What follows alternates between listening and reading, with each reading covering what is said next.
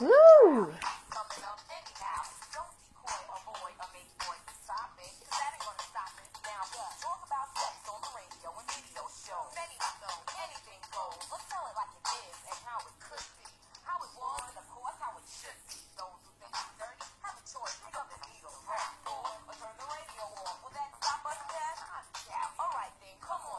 Let's talk about sex, baby. Let's talk about sex. Let's talk about sex. Hey, hey, hey. How y'all doing? Hey, Ish. How you going, Boyodi? Welcome to Sunday Soul Session. Oh, yeah. Hey, EJ. All right. Bring it on, my girl. Adding. How y'all doing? Happy Sunday.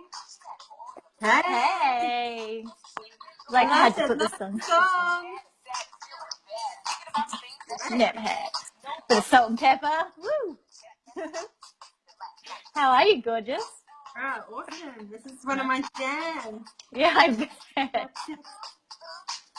Ooh, ooh, ooh.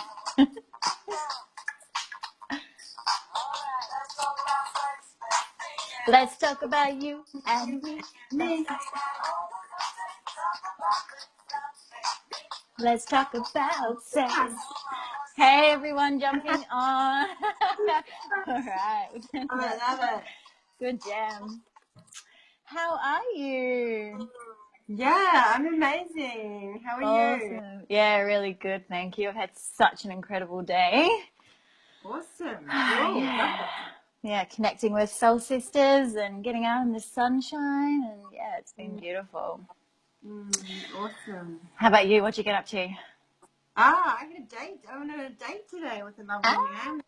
The waterfall and yeah, chatted about all sorts of stuff. So Awesome. yeah, a little bit of talk about sex, not heaps, but Yeah. not quite the subject yet. Yeah, nice. Any feelings, any butterflies or? No? Not yet. Actually, Not yet. It inspired me, the date, to this might even come up. Who knows? It might come up in this conversation about how when we're dating, often we'll find that we date people who either we are really interested in, but they don't have the same interest in us, or people that are really interested in us, but we're not as interested in them. Yeah. And on this date, I started to notice the behavior. So it's kind of like observing my behavior and his behavior in terms of that interest factor and the attraction, and noticing how I've been in his position before, and a guy has been in my position before, and how I would have acted the way that he's acting. It was really interesting, and how I was acting different. So the feeling was that he was more interested in me, and I could see how he was being a bit of a nice guy. And Oh, bless. yeah. And I noticed how much more freer I was to be myself. I felt just so much more free to be myself. Whereas with the guy that I like and I'm really interested in, I mean, I don't know this guy really well yet, but and it takes me a little bit, but it was like I may have acted a little bit differently and had been a bit more careful around what I was saying. And I've noticed that he was doing that. So it was super fascinating. So he's lovely and beautiful. So I'm still going to give him an opportunity, but I'm not like, yeah, it's going to be interesting to see. I love exploring this kind of stuff. Definitely, especially when you can sit and like observe it and be really aware of what's going on. Like it can be quite fun to, well, not play with because that's kind of a bit mean, but yeah, I know what you mean. Observe and kind of watch and really notice what's happening. Yeah. We spoke to a couple of things around like letting a man lead. So this might, and it kind of goes in the bedroom as well. Getting a man lead where, like, basically he organised the date, he organised the time, he organised where we're going to go. And actually during this week, he hadn't set a time, and I was like, I should message him and find out the time. And I was like, no, I'm just going to surrender. Just going to like completely surrender. I don't even know what time it is. I know where we're going. And we spoke about this today, and he was like, yeah. I was like, do I message her about the time? I was like, no, I'll just wait. I don't Oh, want to. I don't want to such a be seen bloke like. thing. I don't want to seem pushy. And I was like, can I call you on something? And I said, that was a story. Like there was a story that you thought that you might be coming across pushy, because he was like, oh, she's really busy, la la la. Like, Yeah. this was really interesting, and I was just, and I told him I was like just surrendering, and yeah, so it was kind of cool to have the conversation about it. But it was really interesting to notice like the different perceptions that men and women have around what you should text, should I not text, who should lead, la la. And I think So it's really mixed up these days, because it used to be super clear and now it's a little bit kind of hazy. But I'm going to introduce you first before we kind of dive yeah. straight into it. I was like, oh, So we're that already people into know. it. Yeah, let's go. So for those of you who don't know, this is the beautiful EJ Love. And you're a bit of a sexpert, aren't you? Tell us a bit about you. Like, what is it that you have done and do now? And yeah, what are you up to? Yeah. So I work, and basically I help people to heal and empower themselves in love, relationships, and sex. And I tend to work a lot with women around relating to men and their sexuality and sexual healing, and also healing from past toxic, abusive, codependent relationships. Mm-hmm. And with men, I tend to focus more around sexual healing. So a lot of men that have sexual issues and want more sexual confidence, I work with them mostly around that. And sometimes I work with couples as well. So yeah, but that's the main things. And I work with sexual healing and tantra and coaching. So I kind of mix that all into one. Amazing. And how did you get into all of this? Yeah, so basically, it's a long story, but I'll tell you the short version. Through my own journey of my own sexual healing, through my own journey of my healing my relationship with men, having experienced abuse, both like quite a number of different types of abuse, narcissistic abuse, sexual abuse, and physical, mental, emotional abuse in the 3 different relationships. And I had to go on a really deep healing journey to heal myself and learn to love me again first, and become my own one instead of looking for someone else to complete me. And during also part of my journey, I ended up getting into the sex industry, and I ended up working as an escort, and through that is when I started going through my spiritual awakening and started to heal myself during that time. And then this led me into sexual healing when I realized I was very disconnected from my body. And so I started to get into sexual healing and tantra, and became kind of obsessed with that. and now I've been able to go on and teach. Amazing. Awesome.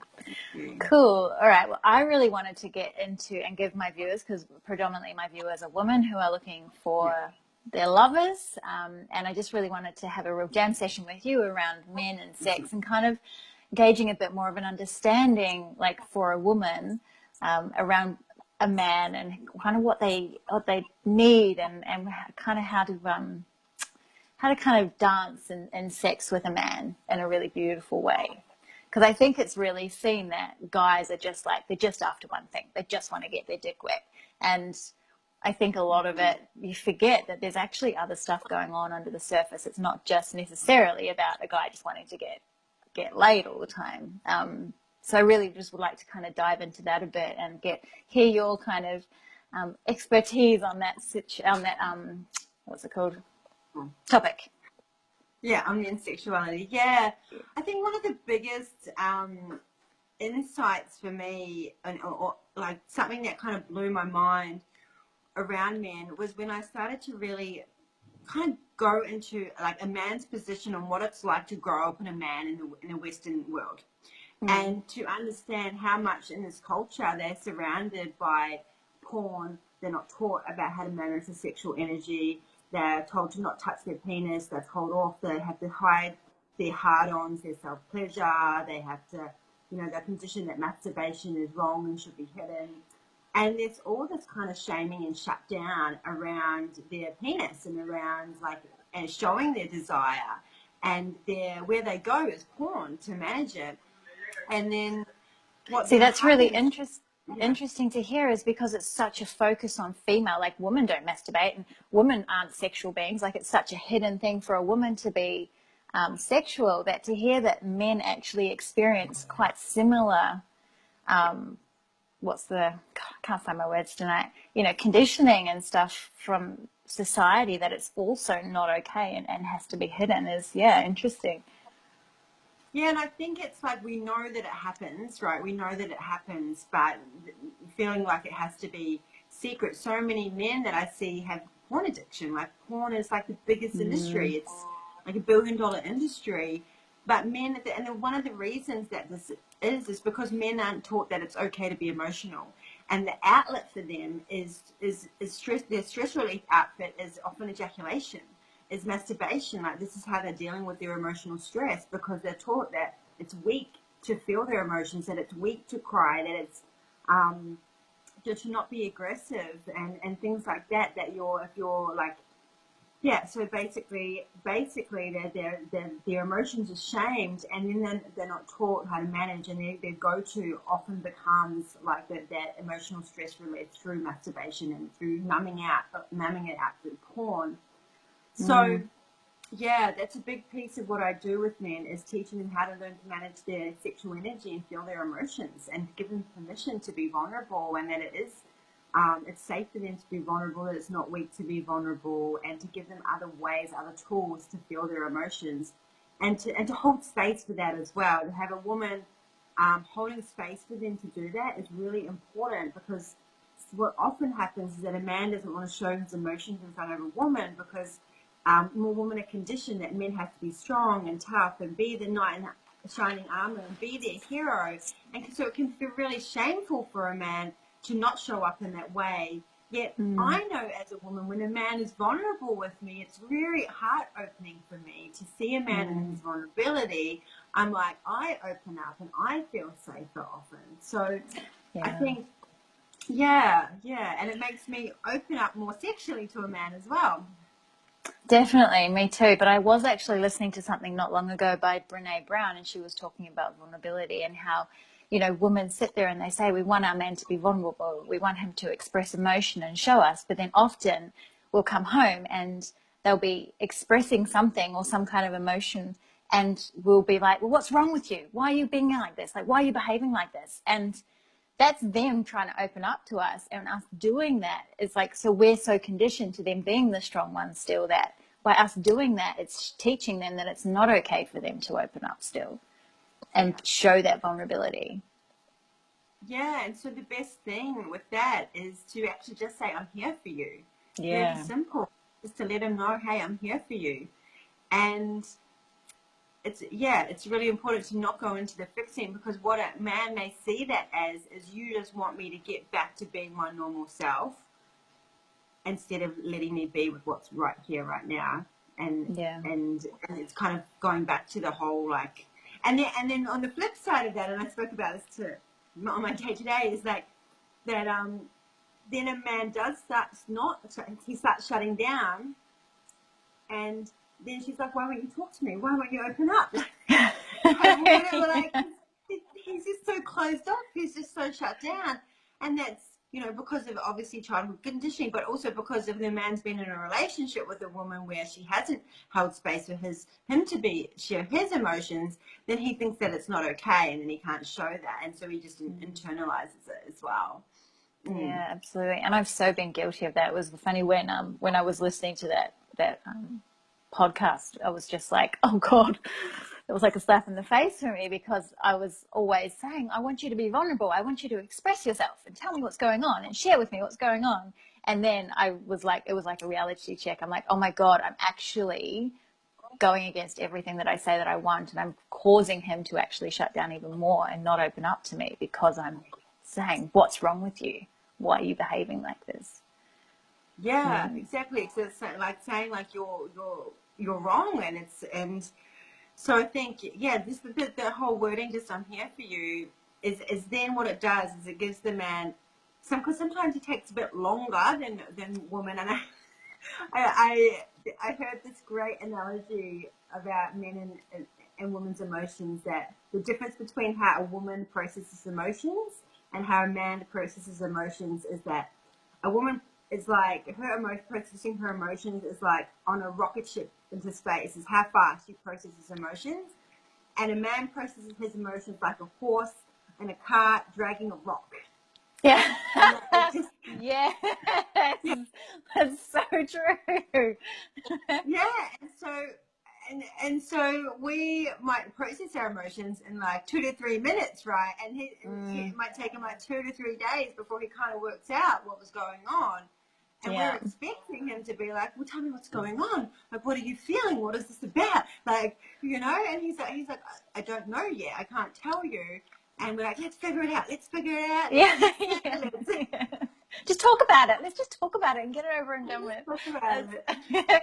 And it's funny, like, because I think, and because we are like that, we expect them to be the same and forget that they're completely different. They completely function in a completely different way.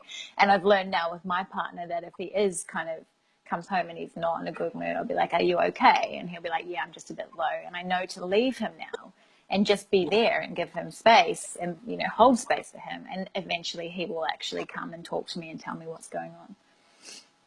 Yeah, exactly. So it's just about giving them the space. As they say, they might need to go to the man cave and have their own time.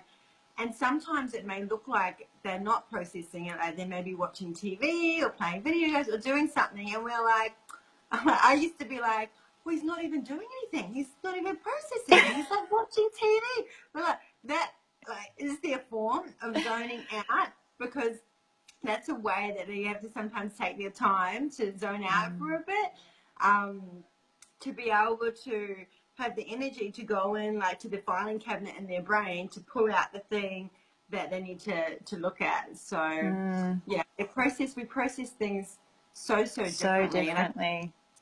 And I think another couple of questions that are great is just asking, is there anything I can do to support you? Or is there anything that you need from me? Yeah, and I'm always like, what do you need from me? Yeah, and he's like, I just need this. I'm like, okay, cool. And that's the thing. Yeah. I think women over exaggerate it and think that it's about them or something that they've done wrong, or we need to know what's going on now. And really, they just need to sometimes just be left alone and given that space and allowed to just freaking process in their own way without that pressure of, you need to tell me now what's going on. Yeah, because it's almost like we have to be with our uncertainty and be with in the void of the not knowing. And that's the scary part for women. That is the scary. I know, is it something that I've done? Is he gonna leave me? Like, is this something, what have I done wrong? And men feel this too when a woman's upset. When a woman's upset, a man will often internalize that and be like, what have I done wrong? What have I done wrong? Like, and it may not even be about him at all. It might be about something completely different. But a lot of the times men will make it about them and something they've done wrong. So sometimes we have to reassure them that this isn't about you. It's about my stuff. This is what's coming up for me. Yeah, definitely. Just want to say a couple of quick hellos. Hi, Katie. Hi, Liv. Hi, Tara. Ariel. I saw Nikki Cook on there. Ishoa. Lovely to have you all here.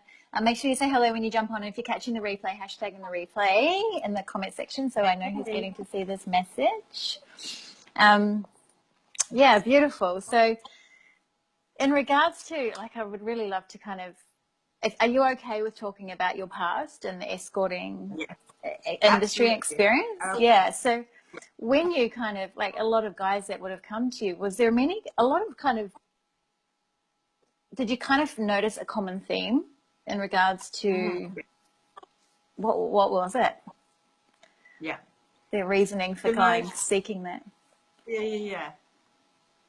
The most thing I would hear, I'm married, I love my wife, but there's no intimacy in our relationship.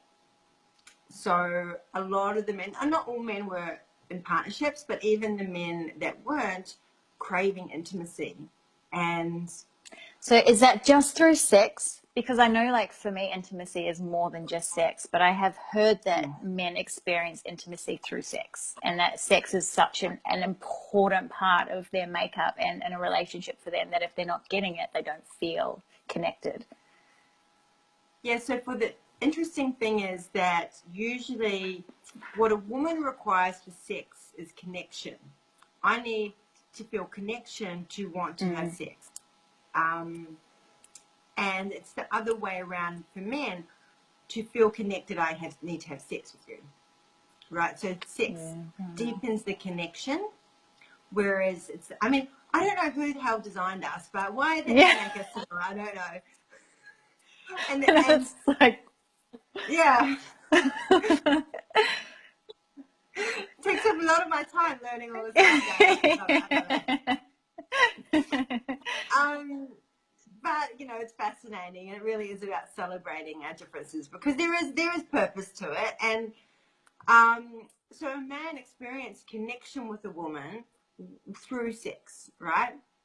And what I find is the woman needs the emotional connection to feel like she wants to have sex. And so it's outside of the bedroom that's going to create more connection inside of the bedroom. So that's really key. So a lot of the men, when they have come to see me, it was wanting connection. Ultimately, they were like, I want to experience connection. I've spoken to a lot of men that come to see me now for tantra sessions.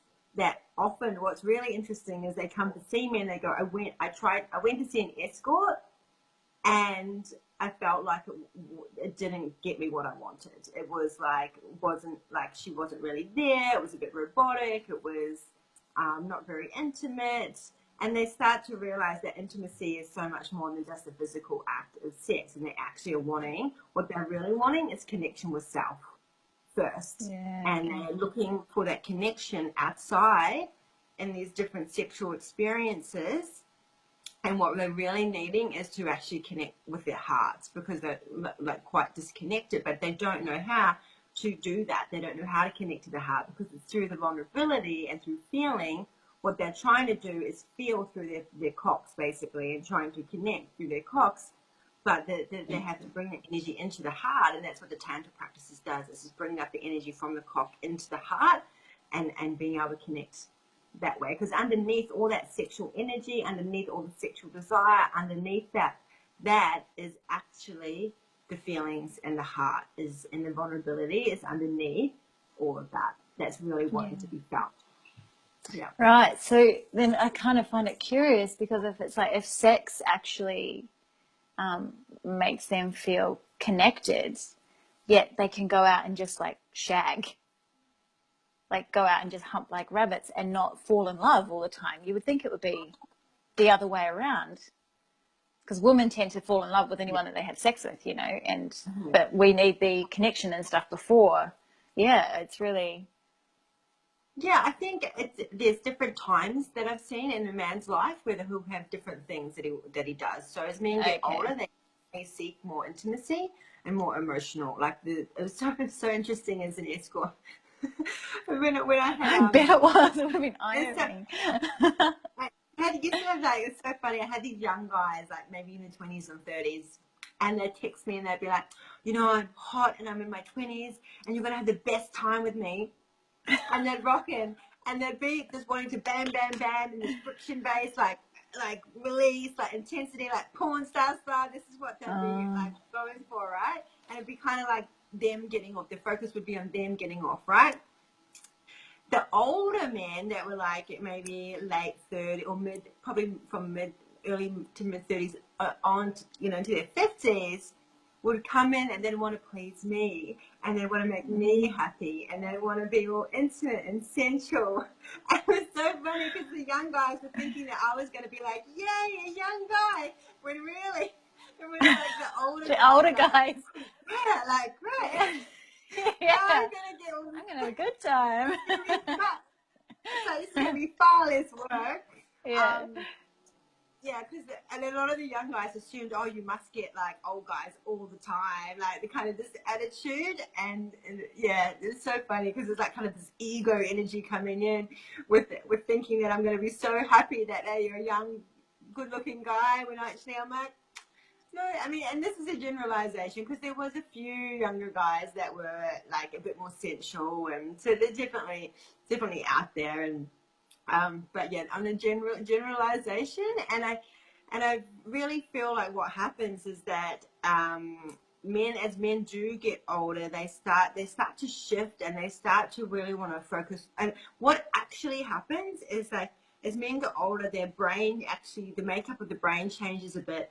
And what starts to happen is that what he wants actually shifts, and basically it'll shift into wanting more of that emotional connection, emotional intimacy. Whereas as a young, it's like, I want to spread my wild oats, I want to spread my seed, I've got all this testosterone, what do I want to do with it? I need to get out there and like spread my stuff. And it's like really biological. It's like, oh, all this energy to spread around.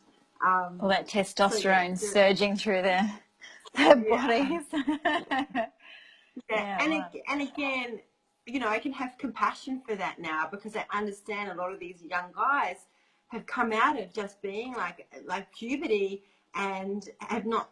They don't know what they're doing with their sexual energy, so they just want to go fuck everything and masturbating, and they want to go fuck everything, and they want to go. And also, there's this pressure from in the Western culture that you are more of a man the more women you sleep with. Like, if you be with these different women, you're like a man, and around your friends, you're known as the man. And when the men get older, they don't care about that stuff. Like, they're like, oh, I don't even care. Like, sometimes they're happy to just be with one woman that they're in love with. And this goes back to what I said before, about they still require some level of physical touch. Like, it's a deep need for a man to have some physical touch. And what I see commonly is a long-term relationship that starts to disconnect for a lot of couples, which is unfortunate. And yeah, and I've been there and I've experienced that in a relationship where I didn't want to have sex with my partner, and I did love him, but I was so disconnected from my body that I wasn't even, and I was so like giving so much because I was working as an escort at the time that I had nothing left to give him. And this is what happens commonly with women, particularly if they're in their masculine energy, is by the time it comes to having sex, they're so depleted because they're using all their testosterone. And they're disconnected from their feminine energy. They've got nothing left to give when it comes to sex, and then they don't want to have sex with their partner. So that's why it's important to women to really work on their own sexual journey and sexual healing and self-pleasure as well, and to not overgive and to look after themselves and self-care, so they I've do have that definitely, energy. yeah, and I've definitely noticed that, like, before I had kids, was just highly sexual, like wanting it all the time. And since having kids, the self pleasure is really like pretty well non-existent. We have less sex. We still have sex maybe 2 or 3 times a week, but it used to be daily, and it's just that whole, like, I'm just fucking tired all the time. Like, I've got kids, I've got a business, I'm trying to, do so much, and forgetting that whole self-care. And I think a lot of women slip into this when kids come along. And it's like, how do you, because I know, like, and I love making love to him, and he loves it. Like, he wants it. He will have it any time of day. If I want it, he'll be like, yep, let's go. But it's finding that energy. So is there like a way of really tapping into that to find, because every time you get into it, you fucking enjoy it. Like, it's just beautiful. But often it's that nudge, it's that push to get into it that you kind of need to just go, fuck it, just do it. You're going to enjoy it. And you talked about getting into like the feminine energy again. So how can you kind of, tap back into that when you're so tired all the time? Yeah. So one of the things that's been really helpful, or I'll start with feminine energy, is sensual dance. And even if it's just like one song a day in the mornings, 5 minutes, and just moving and touching the body, maybe even you just touching your hands and moving and breathing and sound. And there's a great dance program called Dancing Eros, which was amazing. And I've done it 4 times myself because I'm just obsessed with doing it. And one of the archetypes, because they're all about different feminine archetypes through erotic dance, is the erotic mother.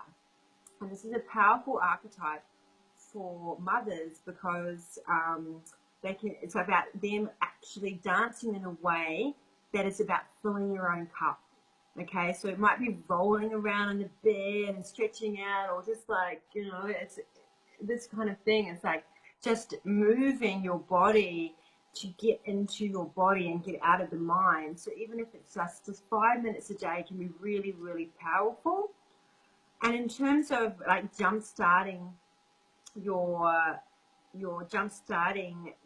like moment to get into the sex, what I'd be really looking at is environment as well. Like, so the first thing, that environment to a woman screams at her. Like, she's always seeing the environment. So if you're going to be like, in your bedroom, make sure the bedroom is set up for like where a woman's not going to get too distracted by outside things, that she can be fully present. And then Alison Armstrong, who I absolutely love and adore, in the book The Queen's Code, which I highly recommend every single woman and man on the cannot read, is she talks about jump starts. So it's like, what's the thing? What's your jump start? What's your thing that when someone touches you or does something or says something, it's like you're right then, you're like, oh, okay, that's my thing, right? That's something that I really enjoy, So for me, mine is like back tickles when I it's kind of like if I'm lying in bed with a man and maybe we're cuddling up, if he starts gently touching my back and then stroking my back and then stroking my butt, and then before you know, we're stroking each other, and then it's slowly, it's really It's not a beautiful. rollover and a stab in the back with a hard penis. Yeah. And that's exactly right, because then it's like expectation. I'm not even aroused yet. Understanding that on an average it takes 20 minutes for a woman to actually be aroused, because the top part of your body is a positive pole, and this is what gets aroused first. Whereas the man is the opposite. His penis can be like, oh, ready to go, and he's like ready to have sex. And I'm like, whoa, I'm not ready yet. Like, I need time because wired differently. And I remember when I was younger and I would be with men and they go straight for my, like, he would be pushing and then he goes straight for my, put his hands down my pants. And I'm like, whoa, I'm not even like, whoa, hold up, I'm not even aroused yet. But knowing what I know now about how men are wired is that he didn't know that I wasn't aroused yet. And so I because he's just like, go. Yeah, because it assumes that I'm the same, or I'm wired like him, that my pussy's wet and ready to go. But really, and I'm not, women aren't built like that. Like, we need time to build around it. And sometimes that is about what's happening outside of the bedroom, because if there's resentment in the space, if a woman's not feeling heard, if she's got something going on that she needs to express that's not being heard by the man, that she's stressed or she's got, then she might not even be available for that yet. Okay, there may be something that she needs from that man, and this is when it's also a woman's responsibility to actually ask for what she needs, or to ask for him to hold space while she expresses without him trying to fix her. Because when a woman is heard, she feels safe, right? And when she feels safe, then she feels like he's not expecting her to do, like, to have sex, or there's no expectation in the space, then it makes her feel safe. And when she feels safe, she gets aroused. So the key to a woman's arousal is her emotional safety, basically. It's not any special technique. It's about creating emotional safety. And then her actually asking for what she wants or needs. If he goes into touch, if a man goes into touch, it's like maybe guiding his touch, or like asking to be touched in a certain way, maybe to go slower, and then keep going with this. It's about how you ask as well, because if you ask like, oh, just touch me like this, or can you do it, do it this way. You're not doing it right. The man his energy, he's gonna feel like he's doing something wrong.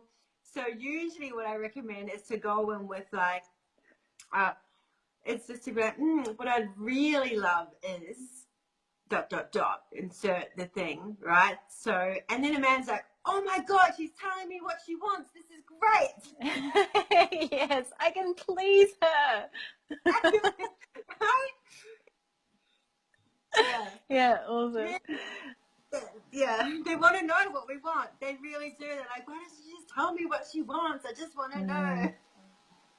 And that's the thing, I think that we overcomplicate it. Because I personally in the past have been too afraid to ask for what I want to, because I didn't want to hurt his feelings or make him think that he was like shit at what he was doing. But it's the opposite. Like, Gary loves me telling him what I like, because he's like, I want to please you. His biggest turn on is seeing me get off. So he's like, tell me what you want, what you like, what you don't like. And I'm like, oh, okay, cool. Yeah. Yeah. And he's not alone in that. Pretty much every man I've spoken to and worked with a lot of men want to, like, one of their biggest things is to make a woman happy and make her have orgasms. And it's like, half the time they don't even care about themselves. Like, they just want to, like, make us happy. Yeah, because it's easy for them. They just pump and it's done pretty much. Oh, funny. Yeah, well, the thing is that men place such a lot of their self-worth on making a woman happy. So it's like an achievement. Like, for them, it's like a proud moment of, yeah, I made an orgasm. Which, she went off. yeah, yeah. It's like, wow, I'm the man, you know? Yeah. Like, it makes them feel awesome. And so it's not just about them making themselves feel awesome. It's more so like it's actually seeing the smile on our face, and this is all areas of life. Like, men really do want women to make women happy, and when they stop seeming to put in effort, it's usually because they're not being appreciated for their effort, right? And they just because as soon as they're not being appreciated, they kind of be like, what's the point?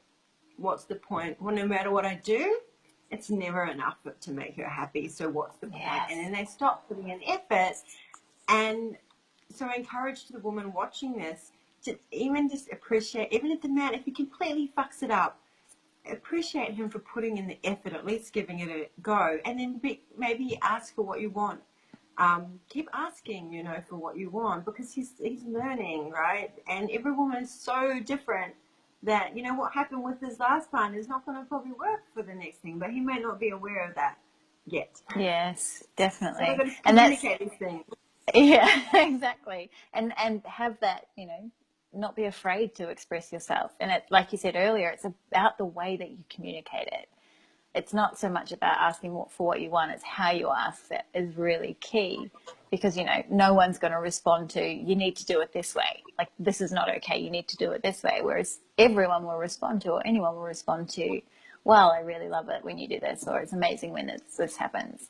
But that whole appreciation thing is something so on point. It's something that Gary and I went through early on, when I first had the babies, and I was just like, he shut down on me completely and stopped doing anything. And I'm like, you're not doing anything. Like, what's going on? I feel like I'm doing everything here. And he just kept saying, I don't feel appreciated. I don't feel appreciated. And I was like, okay. And I had to really step back and look at myself and go, okay, so where am I actually expressing gratitude towards what he's doing for me? And I wasn't at all. And as soon as I made that little switch and started saying, oh, thank you so much, I'm so appreciative, like, thanks for cooking dinner, fuck, tenfold, he's just like boom, boom, boom, boom, boom, and he wanted to do more. Whereas when I was nagging him and having a crack at him all the time for not doing anything, he just didn't want to do anything, because he's like, what's the fucking point of doing all this stuff? And she's not acknowledging it at all. Yeah. And the thing to know about men and appreciation is that, and this is great because you just demonstrated it, is appreciation actually gives men energy. They have more energy, they have more fuel when they're being appreciated. It's like, and then they're like, oh, what else can I do? Oh, can I do this? Can I do this? That literally gives them energy. So it's amazing. Like, really, it's like a top secret that everyone needs to know about. Gratitude, it changes everything. Yeah. And what's really interesting is that what woman thinks makes a man change is that if I get upset about this, then he'll want to change, and then but what a man actually thinks is when a woman is upset, I need to protect her, she's not safe, let's calm her down. Like, oh, calm down, honey, calm down. When really, we don't want to calm down. We just want you to change the fucking thing that you're not doing properly. Yeah, You're telling me to calm down, and I'm still angry about it until you change it. Just start taking out the rubbish. When he's like, oh, let me, okay, you're not safe, I need to protect you, like, to calm down. But, and what really helps a man, if we really want a man to change his behavior, and I don't recommend using this, and I ask that when I tell you this, that don't use this to manipulate, and in manipulation, do it with authenticity, is to not come in with the upset, this is not what you're doing, the nagging thing, but to come in with the thing of like, this is the difference it would make in my life. This is how it would make it more easeful for me. This is what it would provide for me. This is the purpose that this thing has for me and how it makes me feel, from a space of like, this is what it, and the man instantly goes, not from like, oh, I'm going to have to do this to make sure that she's okay, because that can feel manipulative. Like, and especially if men have had women where they have used their emotions to manipulate a man and trying to get him to do things, like they're going to be really resistant to that.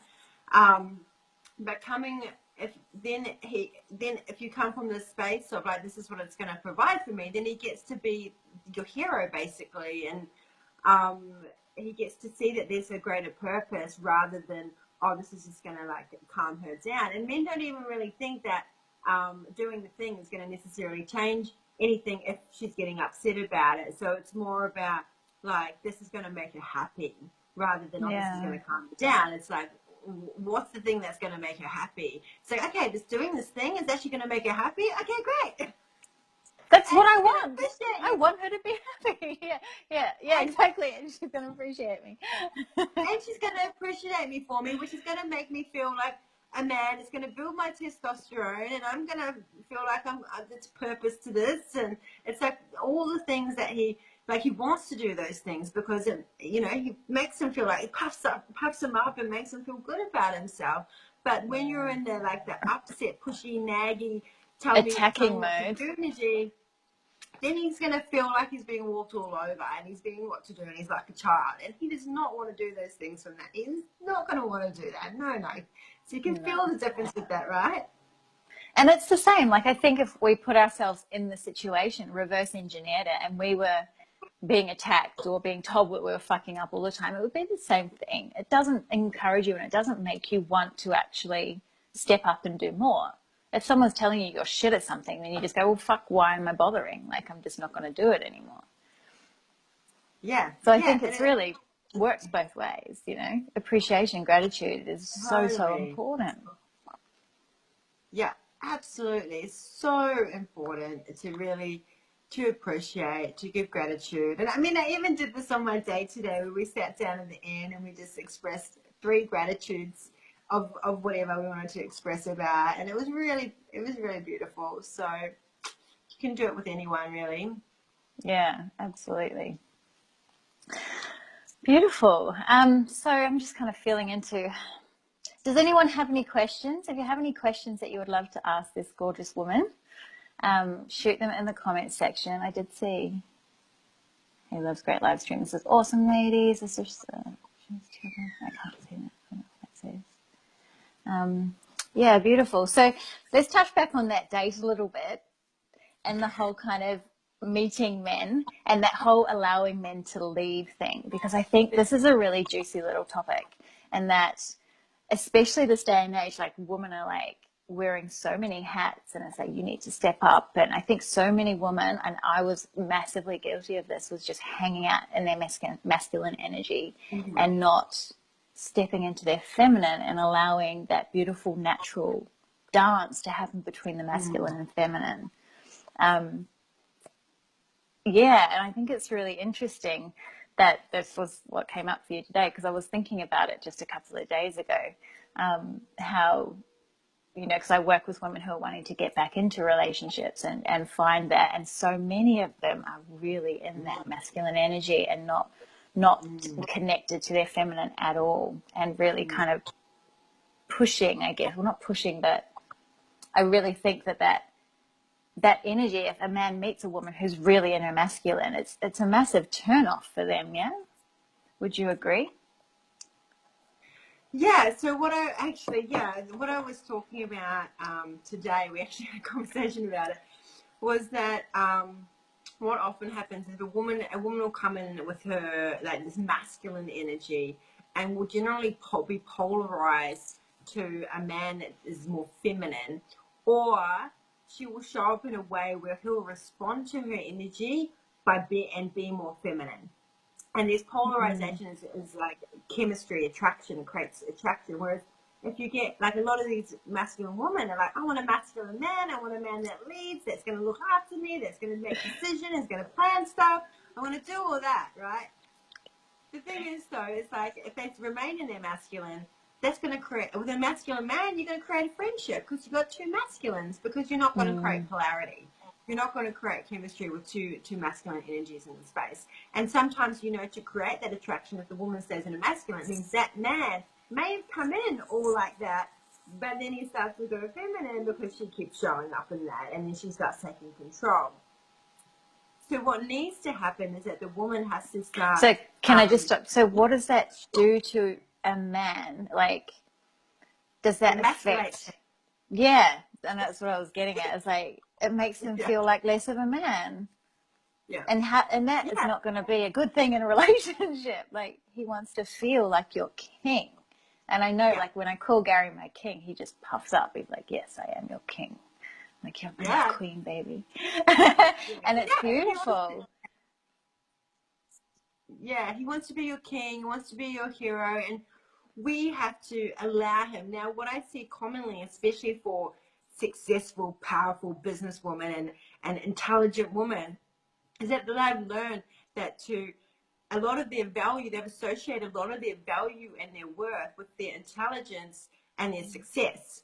And so when they go in, they're like, oh, let me show you how, like, intelligent I am. Let me show you how smart, how much I'm not needy, and I can handle my own shit, and I don't really need you. Yeah. They're not even allowing him to show up and look after and be a king, like, because they're like, I'm a queen and I don't need a king, and but really, I am an independent woman. I don't need no man. I'm an independent woman. I don't need a man. I don't really need you. And the guy's like, well, what do you need me for then? You don't even need me. Yeah. And I think a lot of women actually don't realize that you can still be a really strong, independent, confident woman, as well as being feminine and vulnerable and authentic, and tapping into that beautiful feminine side of you as well. It doesn't take away anything from your power. It actually makes you more powerful to step into that and really create that beautiful space for your man to feel like a king for you. Because I think if you can if you can make your man feel like a king, that's fucking incredible. Like, yeah, absolutely, it's huge. It's huge, and that's where the appreciation piece comes in. And so much of a woman's power is actually in her vulnerability of dropping the things that we usually do to prove ourselves. Like proving that I'm intelligent, proving that I'm not really needy, because neediness is being made wrong and bad, and asking for help, you know, asking a man for help, and allowing him to do that, and even when it feels vulnerable to receive his help, because it can feel very vulnerable for someone, particularly for someone who's a rescuer or a caretaker or a mata who's run those roles for safety. It takes a shitload of vulnerability to drop into the being helped, because sometimes that can feel like almost a worthlessness of, like, if I need help, then there's something wrong with me. But actually, the vulnerability is so powerful and inspiring, and men are inspired by vulnerability, and they want to give more, and they do get to feel like a king. Yeah. And it's beautiful. It's beautiful to see that. And I ultimately, oh, yeah, sorry. sorry, I had an incredible experience with that because I was always very much I don't need a man. I'm really strong. I'm independent. I love being single. You know, and I don't need someone to take care of me. And now that I've stepped way more into my vulnerability, and one of my most like incredible experiences in my relationship was about 6 to 8 weeks after I'd had my second son, and I was not coping. I was not in a good space. And there was one day where I'd just gone up to the shower and I was just a mess. I was on my hands and knees in the shower. I was sobbing, just howling. And he just came up and sat beside me and just put his hand on my back, said nothing, and just allowed me. And I've never released like that in front of a man before either. And then he just jumped in the shower, picked me up, and just held me until I stopped crying.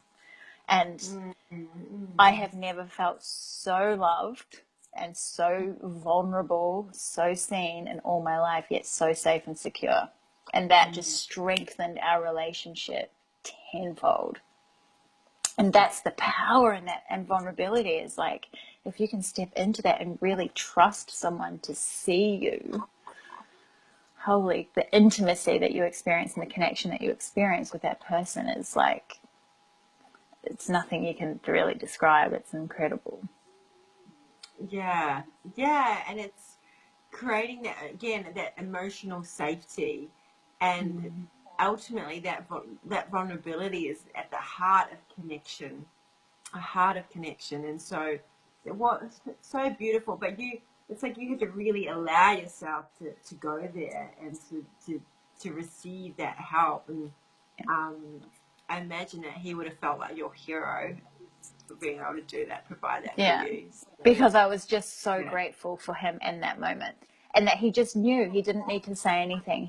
I just needed to be held and I needed to release. And afterwards, I was just like, I love you so much. I'm so in love with you. Thank you. Thank you. And he was just like, he just was, yeah, just it felt like a king. It was a Yeah. massive, yeah, pivot in a relationship. Huge. Oh, amazing. Beautiful. Mm. And one of the things that I teach men is also that sometimes women just want to be held. And often a lot of men I speak to want to feel like they need to be doing something. I have to do that, and it's particularly in the bedroom. I have to do something to make her happy. I have to do something to make her orgasm. I have to do something. But often for a woman, it's like, asking her, how do you want to be held? And from that being held, that's where the emotional safety is. And then we can have these beautiful moments of bliss and love. And sometimes the man really doesn't have to do anything but just be there. And that's the most thing that most women want in a man is his presence. His presence with his energy, with his time, and with his ears, and just be there listening and be there when we need help. Um, yeah, not necessarily have to be doing anything, but just being there. So, Mm. and it's kind of the masculine is the strong presence, and allowing it helps the woman to really drop into her vulnerability. When a woman has a very present man, she's much more willing to be vulnerable because she feels safe that he's going to be there. I can be so Yes, vulnerable true. with you because I know you're not going to leave me.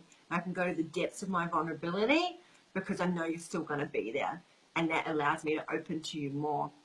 And this goes the same for the masculine and feminine in men as well. So holding space in our own presence for our own vulnerability, our own inner man, but also a man holding space for himself, being present for himself and his own emotions as well, and then doing that for each other. Now that's a Mm. healthy. Yes, yes, yeah, fuck yeah.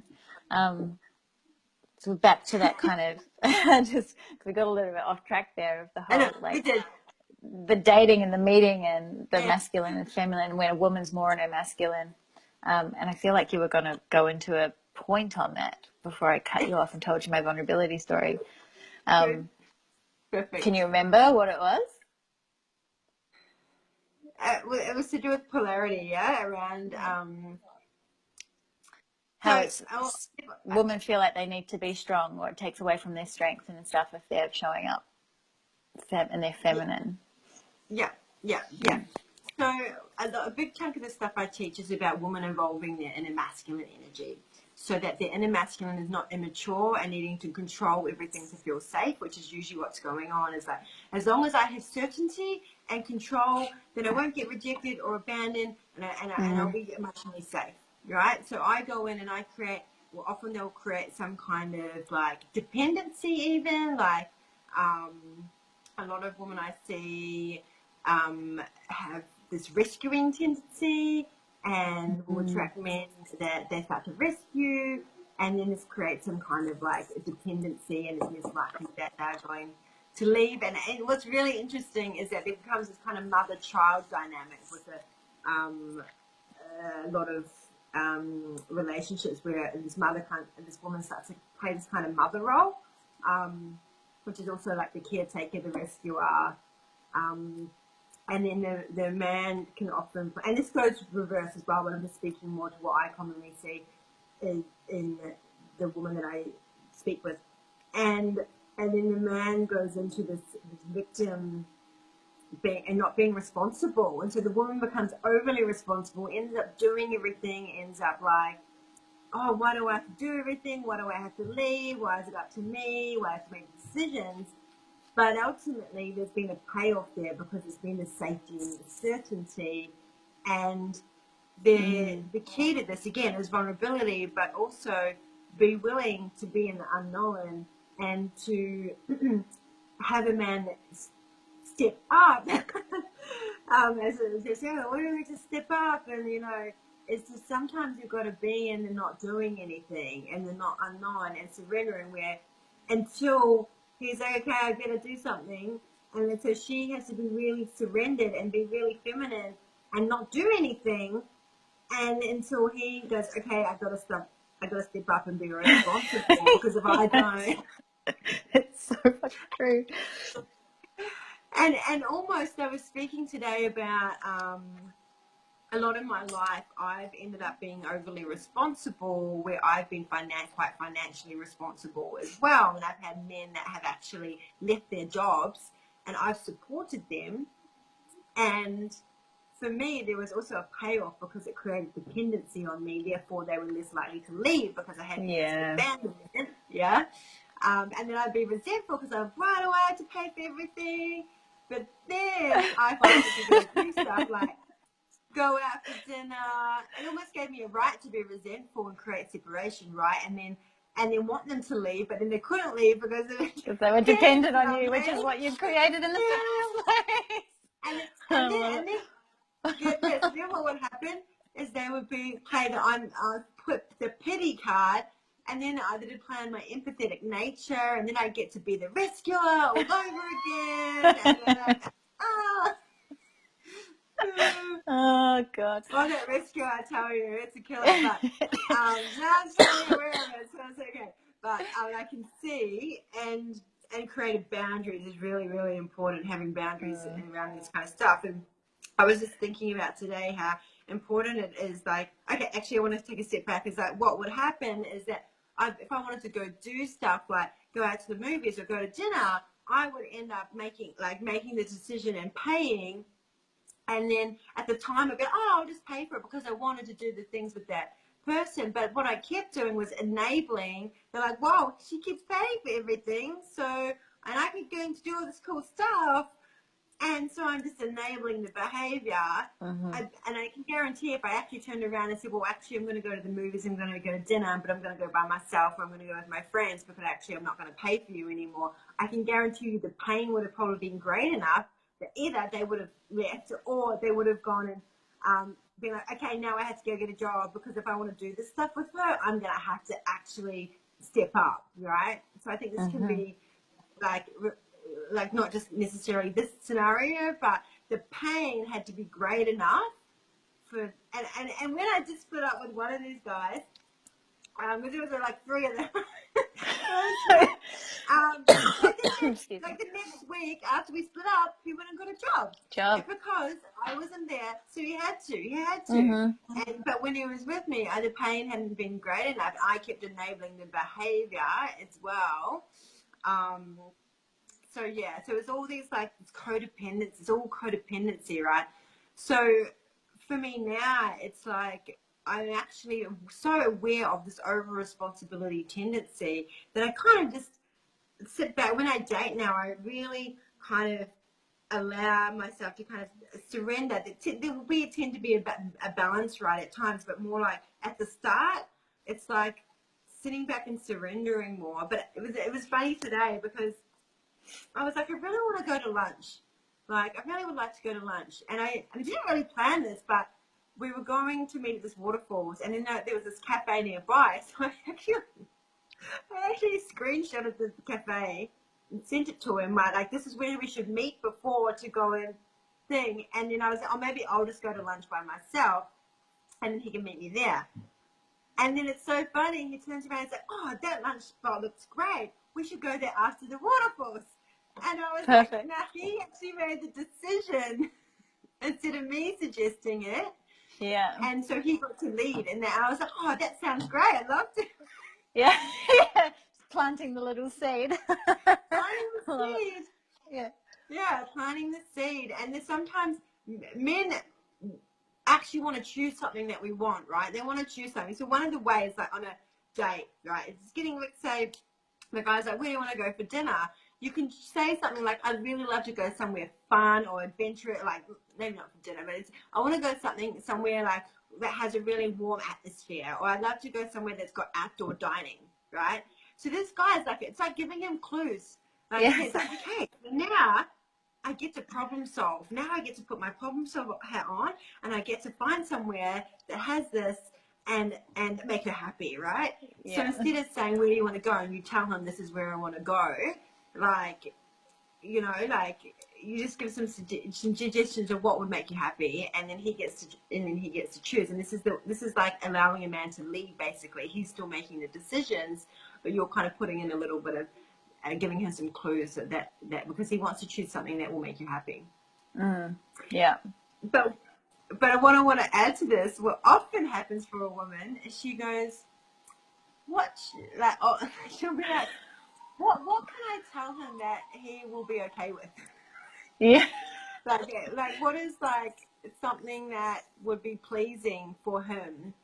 Because there's often this innate pleaser in women. So, well, instead of actually being like, this is what I really want. So that goes back to this pleaser that women often have ingrained in them, and even in our DNA, to please to survive. So if I please him, then he'll protect me from the lion, and I won't die, basically. So this is in our DNA, is often to please men. And so often when a man asks us what we want, we'll kind of think about, well, what can I? And it's subconscious. Yeah, well, will he want the thing that I choose, or will he like it? Instead of actually being really true to what it is. So I encourage, women on here, just be really true and real with what you want, because men actually really want to know. And whether they like it or not, well, it's irrelevant, because do you really want to be with someone who's not going to want to do the things that you like to, or wanting to make you happy? Yeah. And I think too, like, I definitely know that having just a little bit more patience, because I think often if you want a guy to do something and they don't do it in the time that you expect them to do it, so then you go and do it, then that makes them step back. And I think I've been guilty of that massively. I'd be like, can you do this now? Because I want it done now. And if I was doing it, I would be doing it now. But if I want him to do it, then I have to allow him to do it in his own time. And that's where I think if you don't allow him and create that space and allow him to do it in his own time, then you go and do it, then he just goes, well, she's going to do it anyway, so I'm just not going to do it at all. Yes. You're so on the money right there. One of the things that I wrote a post called "Fuck It, I'll Do It Myself." Yeah. One of the reasons why women end up leading in relationships is because they get impatient and they go, "Fuck it, I'll do it myself," because I'll do it how I want it and the time that I want it done, and I'll do it properly. And guess what? This makes a man think, you don't trust me to do things, so I'm not going to do them. You do it how you want it, because that's what's going to make you happy.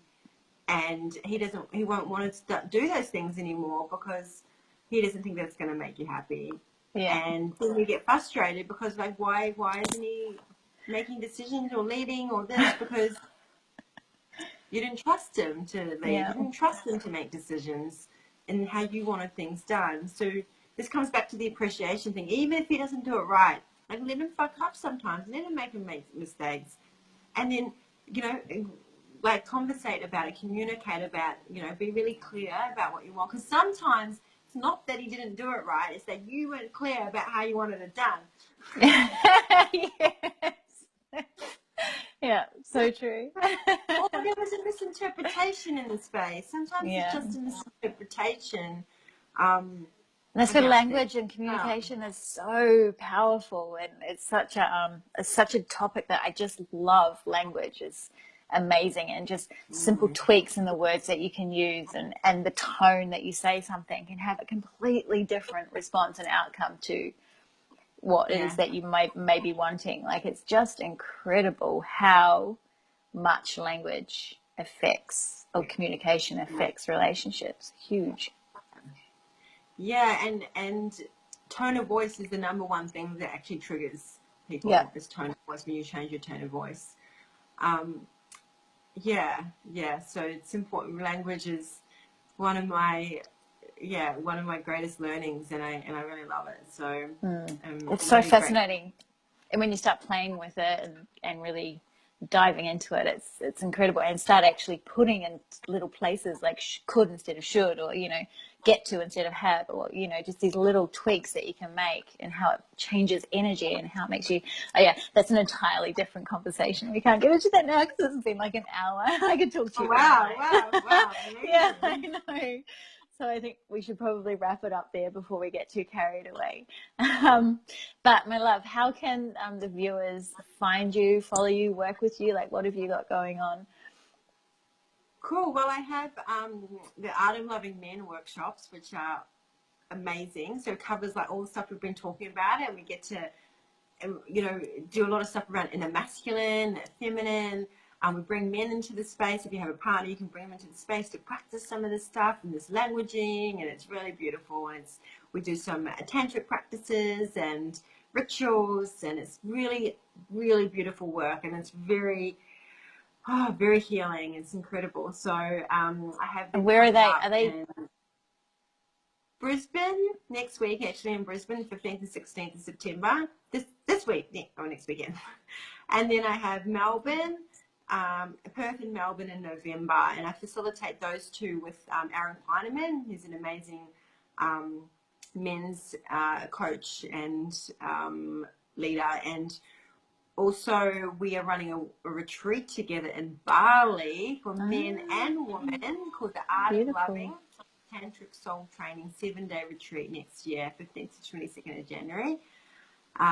That's going to be really deep and beautiful, and we're going to go a lot deeper into this kind of stuff and do a lot of practices around it, which is going to be amazing. And so all of this can be found ejlove.com, but easiest to go on my Facebook, EJ Love Priestess, and I go to the events section and have a look.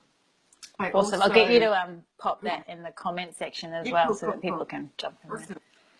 And you also what, sorry? Yeah, and I've got my book coming out too, which is not really about. Oh no, I do talk to the woman, the independent woman stuff in there. I talk, and the rescuer patterns and all of that. I speak greatly to that. Awesome. Yeah, so that's called Becoming the One: Healing Your Relationship with the Masculine to Reclaim Your Feminine Power. And it is all about, you know, healing the past relationships with men to be more vulnerable. It's probably similar, like maybe along some of the lines of the work that you do, I imagine. But yeah, so that's coming out in a couple of months, and yes, that's beautiful. Exciting. How incredible! Yeah, that's really exciting. Yeah, and that's I do lots of other stuff, but that's, I think, the main things that we've kind of talked about. And I did want to suggest that if there's any couples on here that struggling with, maybe some of the intimacy stuff we talked about, I do have a free tantric intimacy practice around conscious touch and exploring, like understanding, like opening and awakening and feeling safe and holding space, all this kind of stuff. That's on my website. If you go to ejlove.com and you scroll to the bottom, it'll say get your free 7-step intimacy exercise at the bottom, and if they put the email in, they'll get that. Awesome. There.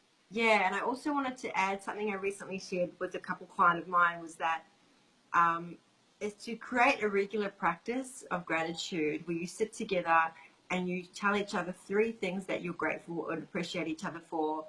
And it's not about what the person does, it's about who they are, who they are to you.